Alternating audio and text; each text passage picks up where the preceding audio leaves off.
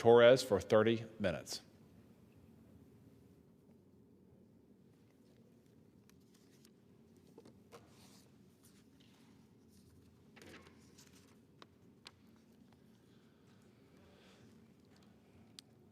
Mr. Speaker,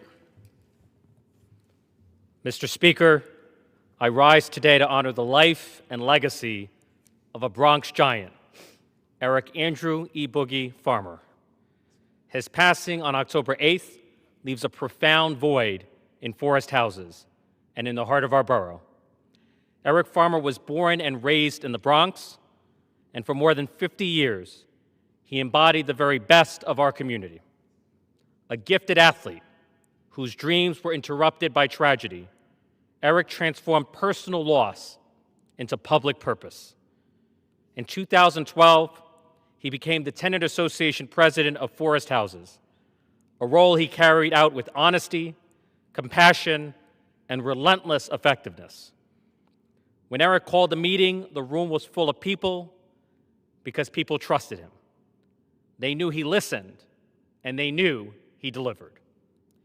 He forged partnerships with NYPD, PSA 7, community organizations, and city officials to bring real resources into Forest Houses.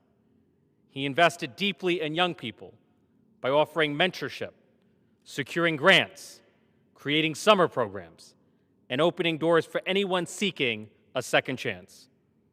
His community events like book bag giveaways, turkey distributions, Christmas gifts for every child were not just traditions, they were often lifelines. Eric's leadership extended far beyond the Bronx. His work on the Gramercy Monument brought international attention and investment to Forest Houses, employing more than 150 residents and showcasing the cultural brilliance of our community. Eric never sought recognition. His mission was the people. He was the heartbeat of Forest Houses, a mentor, a connector, a unifier, and a friend. May his memory be a blessing, and may his legacy continue to guide the Bronx for generations to come.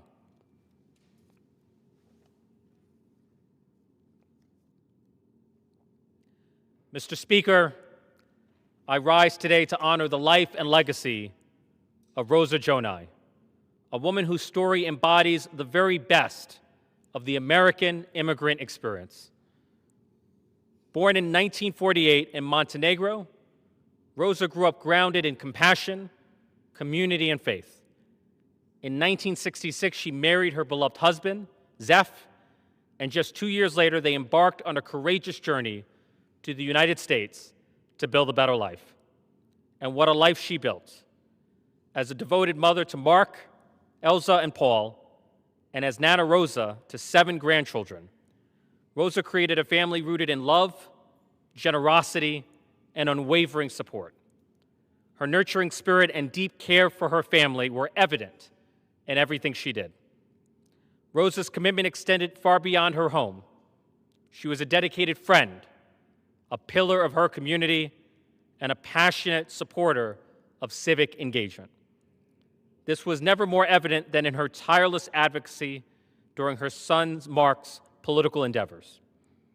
As a woman of deep Catholic faith, Rosa carried and shared that faith everywhere she went, often literally by gifting rosaries to others. Her spirituality was not only personal, it was a beacon of hope and a reminder of the power of prayer. Rosa Jonai's life was defined by love, faith, and service. Her legacy lives on in the community she strengthened and the family she so fiercely cherished. May her memory be a blessing, and may we honor her by striving to live with the same grace that she exemplified every day.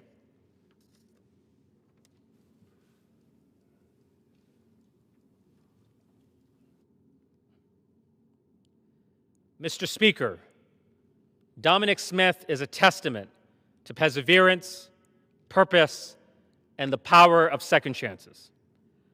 A graduate of the College of New Rochelle with a bachelor's degree in psychology, he continued to elevate his expertise by becoming a certified substance abuse counselor. His journey has been anything but linear, from exploring the music industry as an aspiring writer and artist to becoming a respected leader in youth development. For more than 18 years, Mr. Smith has dedicated his life to uplifting youth and families across New York City.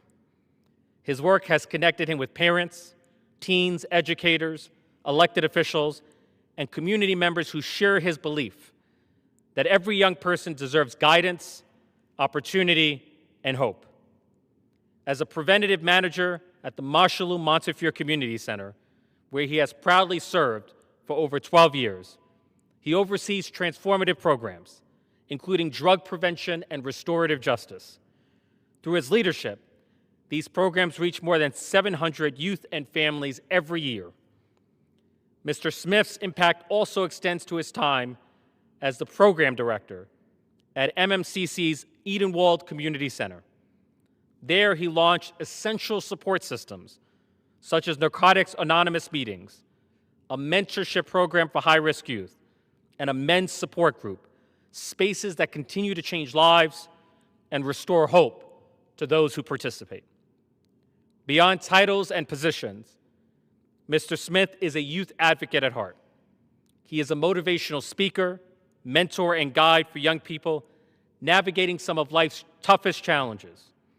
As the CEO and founder of Your Second Chance, he leads a powerful youth leadership initiative that supports high-risk students, alternative school populations, justice-involved youth, and individuals returning home from incarceration. Mr. Smith's story is a reminder that with resilience, vision, and commitment to serve others, one person can inspire change that ripples across families, communities, and endures for generations.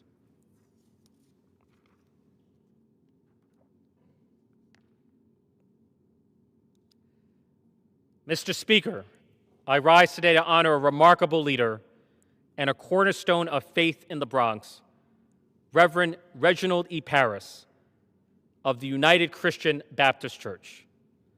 Since its founding on May 16, 1960, by the late Reverend Elias Minor, United Christian Baptist Church has stood as a steadfast pillar of hope, service, and spiritual resilience.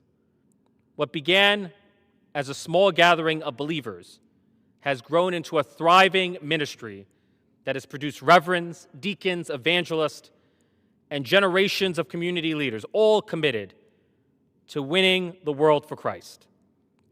The church's journey from its humble beginnings on Amsterdam Avenue to its permanent home on East 222nd Street reflects a legacy of perseverance and divine purpose.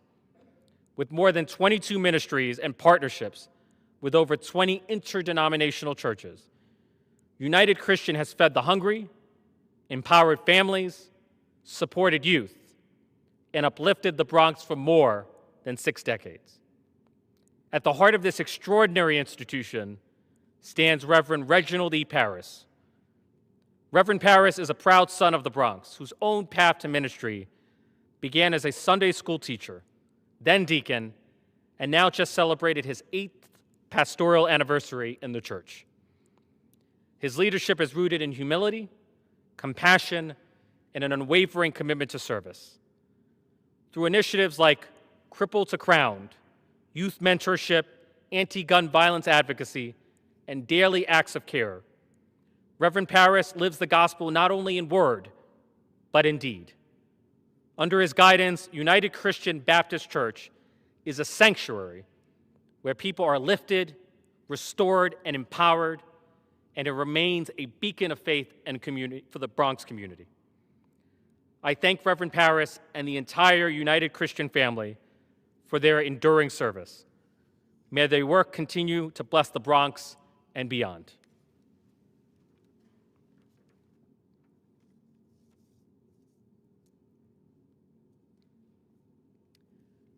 Mr. Speaker, I rise to acknowledge Tanya Peddler, a passionate community leader, disability advocate, and the current president of the Morrisania Air Rights Houses Tenant Association in the South Bronx.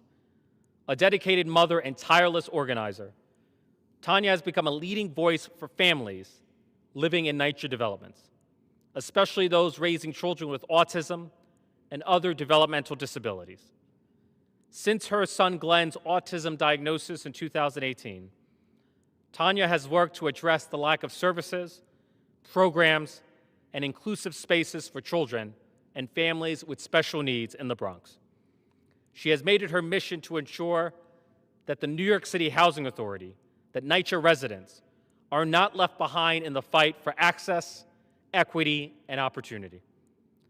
Because of Tanya's dedication and activism, she was instrumental in securing $750,000 in federal funding for the first sensory garden and sensory playground at the Morrisania Air Rights Houses. These groundbreaking spaces are designed to provide safe, inclusive environments for children of all abilities to play, explore, and thrive, transforming public housing into communities where families feel seen, supported, and valued. In 2023, Tanya founded the Sensory Exploration Center Incorporated, a non-for-profit organization dedicated to bringing sensory play, therapy, and inclusive programming to the Morrisania Air Rights community and beyond. Tanya has also expanded her advocacy beyond local infrastructure. In 2025, she organized and led a groundbreaking trip for over 220 children and families with autism, providing them with a day of joy and connection in honor of Autism Awareness and Disability Pride Month. Under Tanya's leadership, Morrisania Air Rights has become a hub for inclusive programming, sensory-friendly initiatives, and strong community engagement. Her vision and persistence have reshaped the way NYCHA communities embrace children and families with disabilities, setting a precedent, a powerful precedent, for public housing developments within the Bronx and across New York City.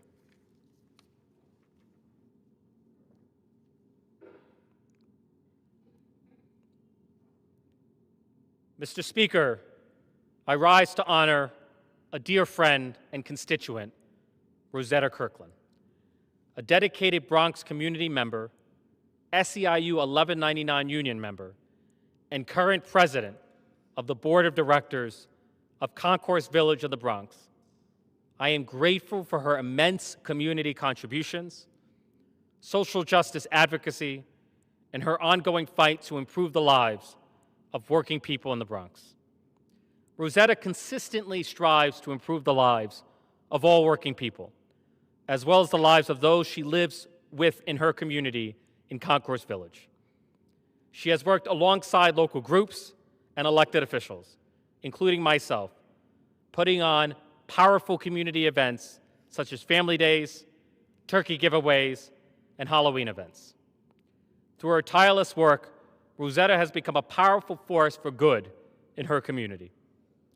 In addition to her Bronx community leadership, Rosetta is a leader in her faith community. She's taken part in different functions at Greater Universal Baptist Church, New Season Church, and the Pastors' Aid League of Greater New York and vicinity as a choir member, the president of the Pastor Aid Committee, and much more. Her commitment to her faith is an integral part of her identity and an inspiration to those around her. Rosetta spent 21 years within the MTA's president's office aiding the largest public transportation system in the country. While at the MTA, Rosetta joined the powerful 1199 SEI union and has been a proud member since 2011. She was hired as part of the administrative staff at Kings Harbor Multicare Center, where her peers elected her as their union delegate. In that capacity, she persistently and effectively represented the members in grievance procedures and ensured their rights were always protected. She engages members in union campaigns to preserve sufficient funding for health care and organizes member-to-member electoral campaigns. As a delegate, Rosetta went on to become a union activist, where she demonstrated her drive to make a positive difference for social and human justice. She is now part of the 1199 candidate screening team, which is a committee of 1199 staffers who the union relies upon to be responsible for choosing the next political candidate they support with an endorsement for their run for office. It is with immense respect and admiration that I honor Rosetta Kirkland for her dedicated service to her community, her advocacy for workers' rights, and her ongoing commitment to improving the lives of those around her. Her leadership, compassion, and tireless work on behalf of others exemplify the values of our great borough.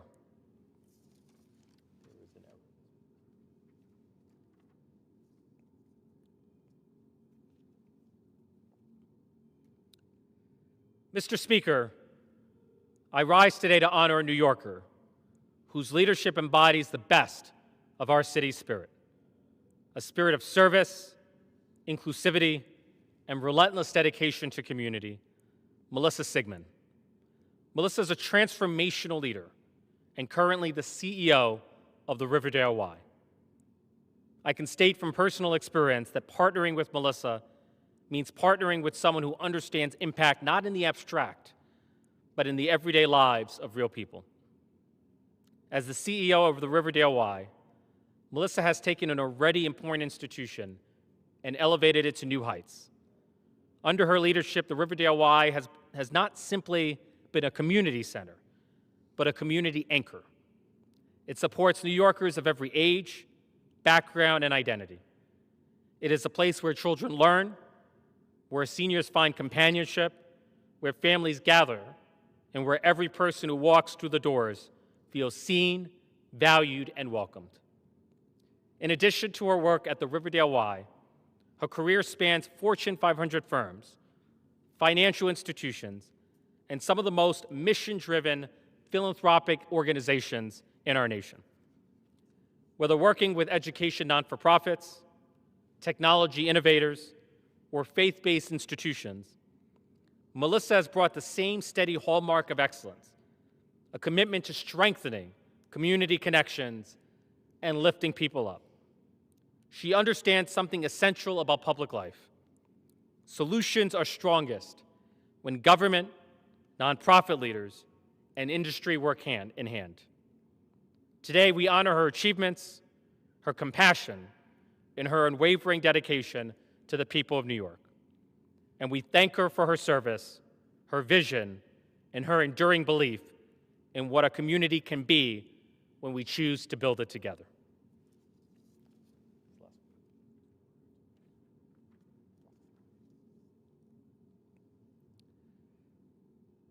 Mr. Speaker, I rise today to honor a true Bronxite, Mr. Gene Edwards. His story is inseparable from the story of our borough, our city, and our country. Gene grew up in the very heart of the Bronx, attended New York City public schools, raised in public housing, and from those humble beginnings, he charted a path defined by courage and service. After high school, he enlisted in the U.S. Navy, where he served for 10 years with distinction. Over 3 combat tours in Iraq, Gene demonstrated extraordinary bravery and valor. His acts of service earned him decorations and the deep gratitude of our nation. In 2024, he was rightfully inducted into the New York State Senate Veterans Hall of Fame. When Gene returned home, he did what true public servants do, continue to serve. For the past 15 years, he has worked in the Bronx District Attorney's Office, fighting for justice on behalf of victims of crime and standing up for the safety and dignity of our communities. Gene's service extends far beyond the walls of any institution. He is a senior leader of the Youth Literacy Initiative, Miss Ann's World, which has placed thousands of free books into the hands of low-income children to nurture the minds and imaginations of the next generation. For his military service and his work as a district leader, Gene, as a vice state commander of the National Association of Black Veterans, advocating at the state level to ensure that veterans receive the support and services they have earned. As district leader of the 79th Assembly District, Gene has championed voter education, civic engagement, and political empowerment, always ensuring that the people of the South Bronx know their rights and know their power. Mr. Speaker, Gene has fought for this country, he has fought for the Bronx, and he continues to fight every day for the people. His life is a testament to what it means to rise from the Bronx and serve the Bronx with unwavering devotion. It is my honor to recognize him today.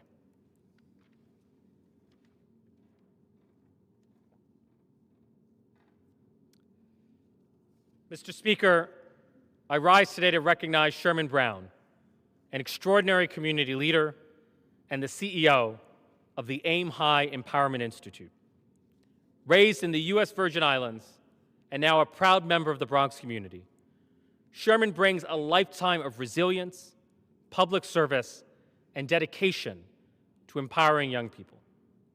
His background in public administration and youth development gives him a deep understanding of the challenges facing the young men he serves. Through the Aim High Empowerment Institute, Mr. Sherman leads a transformative program that provides weekly in-school empowerment sessions, personalized coaching, leadership training, and academic and career support. He works to ensure that students are surrounded by mentors who believe in their potential and he helps them build confidence, discipline, and purpose. Reaching young adults early, ensuring they understand and reach their potential is critical work to prepare the next generation of leaders from the Bronx.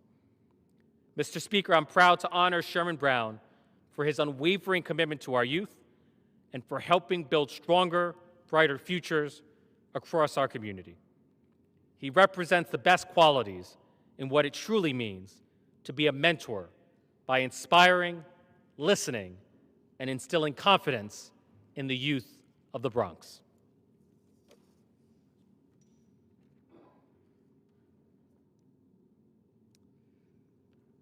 Mr. Speaker, I rise to honor a man who has dedicated his life to the Bronx and his community, Miguel Peterson, president of the Teller Avenue Resident Association. For more than 4 decades, Mr. Peterson has lived in the same neighborhood, building a life rooted in family and community. He and his wife, Maria, have been married for 43 years and together have raised 9 children.